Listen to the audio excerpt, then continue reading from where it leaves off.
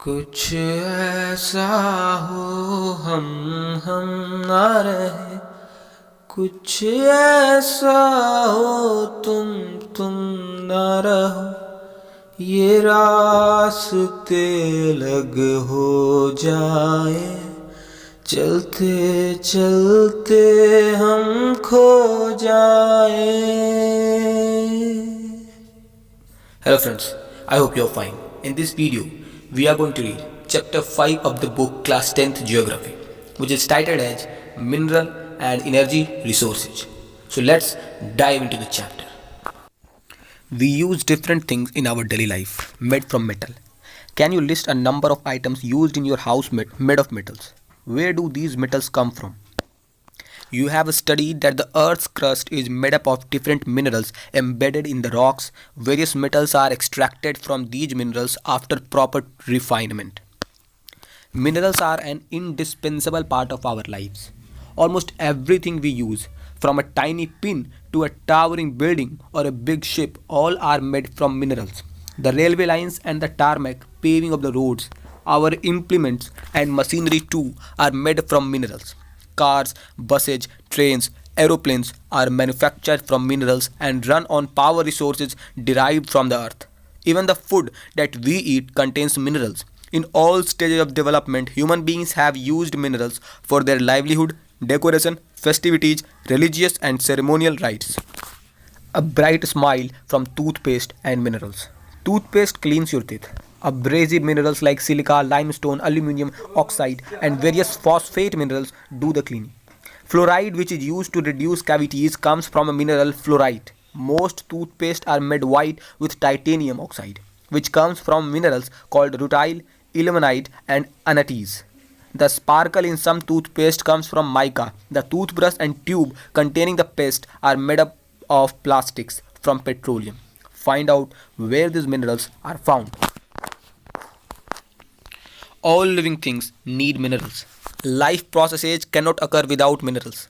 Although our mineral intake represents only about 0.3% of our total intake of nutrients, they are so potent and so important that without them we would not be able to utilize the other 99.7% of foodstuffs. Now, what is a mineral? Geologists define mineral as a homogeneous naturally occurring substance with a definable internal structure. Minerals are found in varied forms in nature, ranging from the hardest diamond to the softest talc. Why are they so varied? You have already learned about rocks. Rocks are combinations of homogeneous substances called minerals. Some rocks, for instance, limestone, consist of a single mineral only, but majority of the rock consists of several minerals in varying proportions. Although over 2000 minerals have been identified, only a few are abundantly found in most of the rocks. A particular mineral that will be formed from a certain combination of elements depends upon the physical and chemical conditions under which the material forms. This in turn results in a wide range of colors, hardness, crystal forms, luster and density that a particular mineral possesses. Geologists use these properties to classify the minerals. Now, study of minerals by geographers and geologists. Geographers study minerals as part of the Earth's crust for a better understanding of landforms. The distribution of mineral resources and associated economic activities are of interest to geographers. A geologist, however, is interested in the formation of minerals, their age, and physical and chemical composition. However, for general and commercial purposes, minerals can be classified as under. As you can see here, the classification of minerals. Minerals classified into three: metallic, non-metallic, and energy minerals. Metallic minerals are also classified into three: another, that is ferrous, non-ferrous, and precious. Now, mode of occurrence of minerals. Where are these minerals found? Minerals are usually found in ores. The term ore is used to describe an accumulation of any mineral mixed with the other elements. The mineral content of the ore must be in sufficient concentration to make its extraction commercially viable. The type of formation or structure in which they are found determines the relative ease with which mineral ores may be mined. This also determines the cost of extraction. It is therefore important for us to understand the main types of formations in which minerals occur. Minerals generally occur in these forms. Number 1. In igneous and metamorphic rocks, minerals may occur in the cracks, crevices, faults or joints. The smaller occurrences are called veins and the larger are called lodes. In most cases, they are formed when minerals in liquid or molten and gaseous forms are forced upward through cavities towards the earth's surface. They cool and solidify as they rise. Major metallic minerals like tin, copper, zinc and lead etc. are obtained from veins and lodes. Number 2. In sedimentary rocks, a number of minerals occur in beds or layers. They have been formed as a result of deposition, accumulation and concentration in horizontal strata. Coal and some forms of iron ore have been concentrated as a result of long periods under great heat and pressure. Another group of sedimentary minerals include gypsum, potash salt and sodium salt. These are formed as a result of evaporation, especially in arid regions. Number 3. Another mode of formation involves the decomposition of surface rocks and the removal of soluble constituents, leaving a residual mass of weathered material containing ores. Bauxite is formed this way. Number 4. Certain minerals may occur as alluvial deposits in sands of valley floors and the base of hills. These deposits are called placer deposits and generally contain minerals which are not corroded by water. Gold, silver, tin and platinum are most important among such minerals. Number 5. The ocean waters contain vast quantities of minerals, but most of these are too widely diffused to be of economic significance. However, common salt, magnesium and bromine are largely derived from ocean waters. The ocean beds too are rich in manganese nodules. One interesting fact: rat hole mining. Do you know that most of the minerals in India are nationalized and their extraction is possible only after obtaining due permission from the government? But in most of the tribal areas of the northeast India, minerals are owned by individuals or communities. In Meghalaya, there are large deposits of coal, iron ore, limestone and dolomite, etc.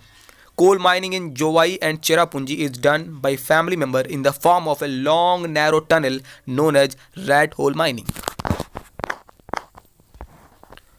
India is fortunate to have fairly rich and varied mineral resources. However, these are unevenly distributed. Broadly speaking, peninsular rocks contain most of the reserves of coal, metallic minerals, mica and many other non-metallic minerals. Sedimentary rocks on the western and eastern flanks of the peninsula in Gujarat and Assam have most of the petroleum deposits. Rajasthan, with the rock systems of the peninsula, have reserves of many non-ferrous minerals. The vast alluvial plains of North India are almost devoid of economic minerals. These variations exist largely because of the differences in the geological structure, processes and time involved in the formation of minerals. Let us now study the distribution of a few major minerals in India. Always remember that the concentration of mineral in the ore, the ease of extraction and closeness to the market play an important role in affecting the economic viability of a reserve.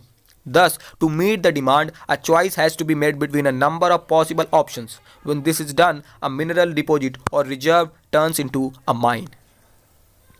Now, ferrous minerals.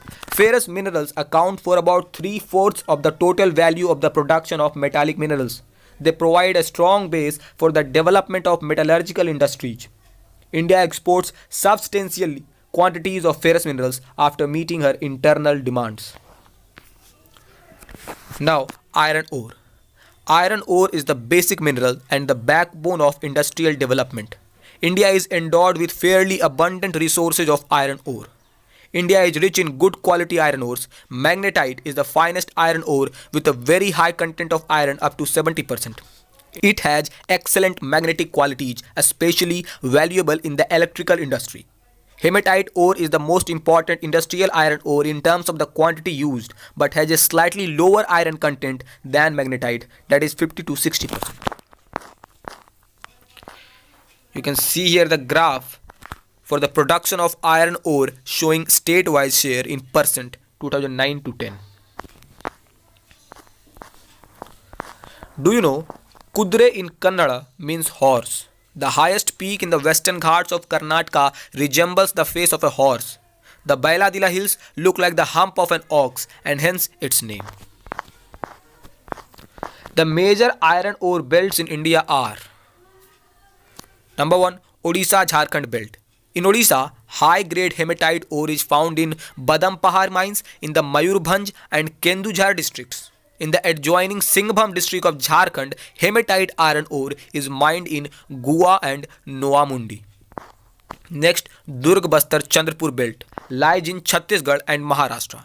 Very high grade hematites are found in the famous Bailadila range of hills in the Bastar district of Chhattisgarh. The range of hills comprise of 14 deposits of super high grade hematite iron ore. It has the best physical properties needed for steel making. Iron ore from these mines is exported to Japan and South Korea via Visakhapatnam port. Next, Ballari Chitradurga Chikamagaluru Tumakuru belt in Karnataka has large reserves of iron ore. The Kudremukh mines located in the western Ghats of Karnataka are a 100% export unit. Kudremukh deposits are known to be one of the largest in the world. The ore is transported as slurry through a pipeline to a port near Mangaluru. Next, Maharashtra Goa belt includes the state of Goa and Ratnagiri district of Maharashtra. Though the ores are not of very high quality, yet they are efficiently exploited. Iron ore is exported through Marmagao port. Next, we have manganese. Manganese is mainly used in the manufacturing of steel and ferromanganese alloy. Nearly 10 kg of manganese is required to manufacture 1 ton of steel. It is also used in manufacturing bleaching powder, insecticides and paints. Here we have a graph showing the production of manganese, showing statewide share in percent 2009 to 10. Odisha is the largest producer of manganese ores in India. It accounted for 1/3 of the country's total production in 2000 and 2001. Now we have non-ferrous minerals. India's reserves and production of non-ferrous minerals is not very satisfactory. However, these minerals, which include copper, bauxite, lead, zinc and gold, play a vital role in a number of metallurgical, engineering and electrical industries. Let us study the distribution of copper and bauxite. Here you can see the map of India, which is showing the distribution of iron ore, manganese, bauxite and mica.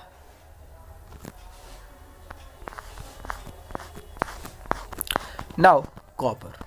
India is critically deficient in the reserve and production of copper. Being malleable, ductile and a good conductor, copper is mainly used in electrical cables, electronics and chemical industries. The Balaghat mines in Madhya Pradesh, Khetri mines in Rajasthan and Singhbhum district of Jharkhand are leading producers of copper. Next we have bauxite. Though several ores contain aluminium, it is from bauxite, a clay-like substance, that alumina and later aluminium is obtained. Bauxite deposits are formed by the decomposition of a wide variety of rocks rich in aluminium silicates. Aluminium is an important metal because it combines the strength of metals such as iron with extreme lightness and also with good conductivity and great malleability. India's bauxite deposits are mainly found in the Amarkantak Plateau, Maikal Hills and the plateau region of Bilaspur Katni. Odisha was the largest bauxite producing state in India with 34.97% of the country's total production in 2009-10. Panchpatmali deposits in Koraput district are the most important bauxite deposits in the state. Now, an interesting fact. After the discovery of aluminium, Emperor Napoleon III wore buttons and hooks on his clothes made of aluminium and served food to his more illustrious guests in aluminium utensils, and the less honorable ones were served in gold and silver utensils. 30 years after this incident, aluminium balls were most common with the beggars in Paris. Now, non-metallic minerals. The first one is mica.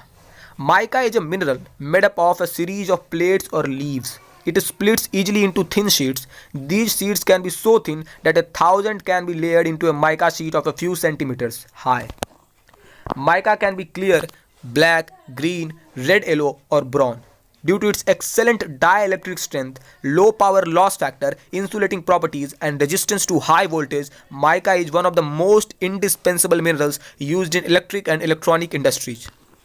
Mica deposits are found in the northern edge of the Chota Nagpur Plateau. Koderma, Gaya, Hazaribagh belt of Jharkhand is the leading producer. In Rajasthan, the major mica producing area is around Ajmer. Nellore mica belt of Andhra Pradesh is also an important producer in the country. Now, rock minerals.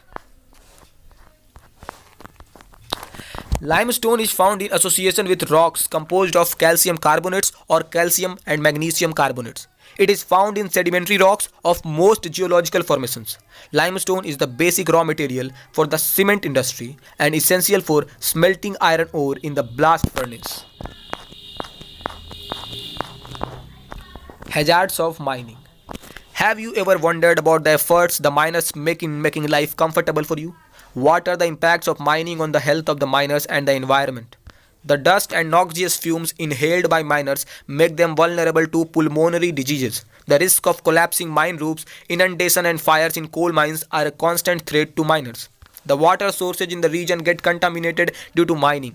Dumping of waste and slurry leads to degradation of land, soil and increase in stream and river pollution. Stricter safety regulations and implementation of environmental laws are essential to prevent mining from becoming a killer industry. Now, conservation of minerals. We all appreciate the strong dependence of industry in agriculture upon mineral deposits and the substances manufactured from them.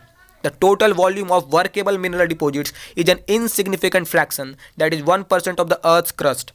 We are rapidly consuming mineral resources that required millions of years to be created and concentrated. The geological processes of mineral formation are so slow that the rates of replenishment are infinitely small in comparison to the present rates of consumption. Mineral resources are therefore finite and non-renewable. Rich mineral deposits are our country's extremely valuable but short-lived possessions. Continued extraction of ores leads to increasing cost as mineral extraction comes from greater depths along with decrease in quality. A concerted effort has to be made in order to use our mineral resources in a planned and sustainable manner. Improved technologies need to be constantly evolved to allow use of low-grade ores at low cost. Recycling of metals using scrap metals and other substitutes are steps in conserving our mineral resources for the future. Now, energy resources. Energy is required for all activities. It is needed to cook, to provide light and heat, to propel vehicles and to drive machinery in industries. Energy can be generated from fuel minerals like coal, petroleum, natural gas, uranium and from electricity. Energy resources can be classified as conventional and non-conventional sources. Conventional sources include firewood, cattle dung cake, coal, petroleum, natural gas and electricity, both hydel and thermal. Non-conventional sources include solar, wind, tidal, geothermal, biogas and atomic energy. Firewood and cattle dung cake are most common in rural India. According to one estimate, more than 70% energy requirement in rural households is met by these two. Continuation of these is increasingly becoming difficult due to decreasing forest area. Moreover, using dung cake too is being discouraged because it consumes most valuable manure which could be used in agriculture. Now, conventional sources of energy. The first one is coal. In India, coal is the most abundantly available fossil fuel. It provides a substantial part of the nation's energy needs. It is used for power generation, to supply energy to industry, as well as for domestic needs. India is highly dependent on coal for meeting its commercial energy requirements. As you are already aware that coal is formed due to compression of plant material over millions of years, coal therefore is found in a variety of forms depending on the degrees of compression and the depth and time of burial. Decaying plants in swamps and produce peat, which has a low carbon and high moisture contents and low heating capacity. Lignite is a low-grade brown coal which is soft with high moisture content. The principal lignite reserves are in Neyveli in Tamil Nadu and are used for generation of electricity. Coal that has been buried deep and subjected to increased temperatures is bituminous coal. It is the most popular coal in commercial use. Metallurgical coal is high-grade bituminous coal which has a special value for smelting iron in blast furnaces. Anthracite is the highest quality hard coal. In India, coal occurs in rock series of two main geological ages, namely Gondwana, a little over 200 million years in age, and in tertiary deposits which are only about 55 million years old. The major resources of Gondwana coal, which are metallurgical coal, are located in Damodar Valley, West Bengal, Jharkhand, Jharia, Raniganj, Bokaro are important coal fields. The Godavari, Mahanadi, Son and Wardha valleys also contain coal deposits. Tertiary coals occur in the northeastern states of Meghalaya, Assam, Arunachal Pradesh and Nagaland. Remember, coal is a bulky material which loses weight on use as it is reduced to ash. Hence, heavy industries and thermal power stations are located on or near the coal fields. Next we have petroleum. Petroleum or mineral oil is the next major energy source in India after coal. It provides fuel for heat and lighting, lubricants for machinery and raw materials for a number of manufacturing industries. Petroleum refineries act as a nodal industry for synthetic textile, fertilizer and numerous chemical industries. Most of the petroleum occurrences in India are associated with anticlines and fault traps in the rock formations of the tertiary age. In regions of folding, anticlines or domes, it occurs where oil is trapped in the crest of the uphold. The oil-bearing layer is a porous limestone or sandstone through which oil may flow. The oil is prevented from rising or sinking by intervening non-porous layers. Petroleum is also found in fault traps between porous and non-porous rocks. Gas, being lighter, usually occurs above the oil. About 63% of India's petroleum production is from Mumbai High, 18% from Gujarat and 16% from Assam. From the map, locate the three major offshore fields of Western India. Ankleshwar is the most important field of Gujarat. Assam is the oldest oil-producing state of India. Digboi, Narkatia and Moran Hugrijan are the important oil fields in the state. Next, natural gas. Natural gas is an important clean energy resource found in association with or without petroleum. It is used as a source of energy as well as an industrial raw material in the petrochemical industry. Natural gas is considered an environment-friendly fuel because of low carbon dioxide emissions and is therefore the fuel for the present century. Large reserves of natural gas have been discovered in the Krishna-Godavari basin. Along the west coast, the reserves of the Mumbai High and allied fields are supplemented by finds in the Gulf of Cambe.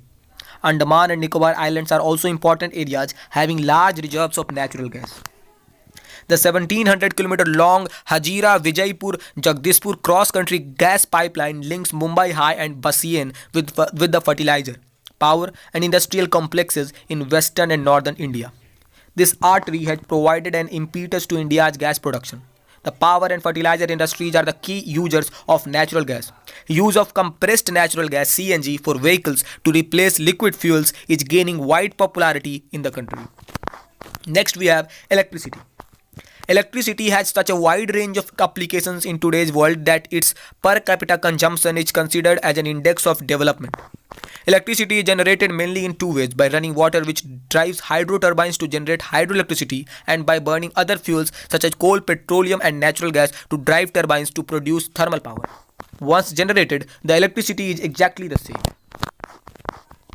Hydroelectricity is generated by fast flowing water, which is a renewable resource. India has a number of multi-purpose projects like the Bhakra Nangal, Damodar Valley Corporation and the Kopili Hydel project, etc. producing hydroelectric power. Thermal electricity is generated by using coal, petroleum and natural gas. The thermal power stations use non-renewable fossil fuels for generating electricity. There are over 310 thermal power plants in India. Here you can see the map of India showing the distribution of nuclear and thermal power plants. Now, non-conventional sources of energy.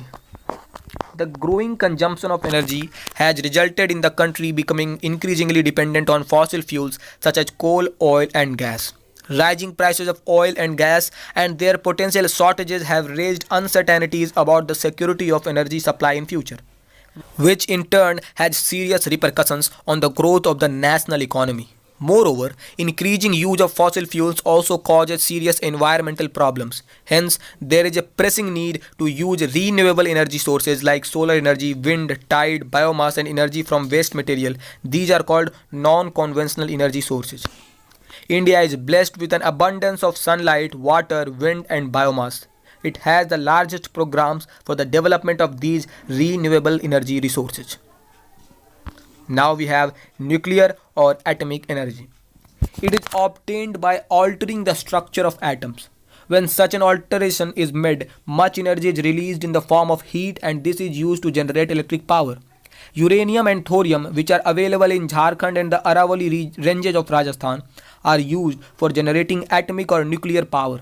The monazite sands of Kerala is also rich in thorium. Next we have solar energy. India is a tropical country. It has enormous possibilities of tapping solar energy. Photovoltaic technology converts sunlight directly into electricity. Solar energy is fast becoming popular in rural and remote areas. Some big solar power plants are being established in different parts of India, which will minimize the dependence of rural households on firewood and dung cakes, which in turn will contribute to environmental conservation and adequate supply of manure in agriculture. Next, wind power. India has great potential of wind power. The largest wind farm cluster is located in Tamil Nadu from Nagarkoli to Madurai. Apart from these, Andhra Pradesh, Karnataka, Gujarat, Kerala, Maharashtra and Lakshadweep have important wind farms. Nagarkoil and Jaisalmer are well known for effective use of wind energy in the country. Next, biogas. Shrubs, farm waste, animal and human waste are used to produce biogas for domestic consumption in rural areas. Decomposition of organic matter yields gas, which has higher thermal efficiency in comparison to kerosene, dung cake and charcoal. Biogas plants are set up to municipal, cooperative and individual levels. The plants using cattle dung are known as gobar gas plants in rural India. These provide twin benefits to the farmer in the form of energy and improved quality of manure. Biogas is by far the most efficient use of cattle dung. It improves the quality of a manure and also prevents the loss of trees and manure due to burning of fuel wood and cow dung cakes. Next, tidal energy. Oceanic tides can be used to generate electricity. Floodgate dams are built across inlets. During high tide, water flows into the inlet and gets trapped when the gate is closed. After the tide falls outside the floodgate, the water retained by the floodgate flows back to the sea via a pipe that carries it through a power generating turbine. In India, the Gulf of Khambat, the Gulf of Kutch in Gujarat on the western coast and Gangetic Delta in Sundarban regions of West Bengal provide ideal conditions for utilizing tidal energy. Next, geothermal energy. Geothermal energy refers to the heat and electricity produced by using the heat from the interior of the earth. Geothermal energy exists because the earth grows progressively hotter with increasing depth. Where the geothermal gradient is high, high temperatures are found at shallow depths. Groundwater in such areas absorbs heat from the rocks and becomes hot. It is so hot that when it rises to the earth's surface, it turns into steam. This steam is used to drive turbines and generate electricity. There are several hundred hot springs in India which could be used to generate electricity. Two experimental projects have been set up in India to harness geothermal energy. One is located in the Parvati Valley near Manikand in Himachal Pradesh and the other is located in the Puga Valley, Ladakh. Next, conservation of energy resources. Energy is a basic requirement for economic development. Every sector of the national economy, agriculture, industry, transport, commercial and domestic needs inputs of energy.